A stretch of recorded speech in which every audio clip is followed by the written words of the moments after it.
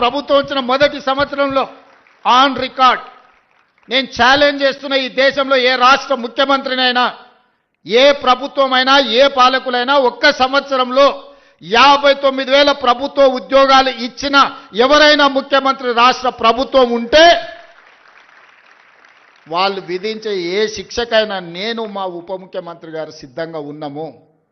మా ప్రభుత్వం మా మంత్రివర్గం మొదటి సంవత్సరంలో 59,000 ప్రభుత్వ ఉద్యోగ నియామక పత్రాలు ఏ ఎల్బీ స్టేడియంలో మేము మంత్రులుగా ముఖ్యమంత్రిగా ప్రమాణ స్వీకారం చేసినామో అదే ఎల్బీ స్టేడియంలో వాళ్ళందరినీ పిలిపించి నియామక పత్రాలు వాళ్ళ చేతులకు అందించినప్పుడు ఆ పేదవాళ్ళ తల్లిదండ్రుల కళ్ళల్లో చూసిన ఆనందం జీవితకాలం గుర్తుంటుంది. ఎందుకంటే వాళ్ళ పిల్లలు ప్రయోజకులైనప్పుడు ఆ తల్లిదండ్రుల కళ్ళల్లో కనిపించే ఆనందం ఒక గొప్ప అనుభూతి. అది మాటలకు అందదు, మాటలు చెప్పినా సరిపోవు.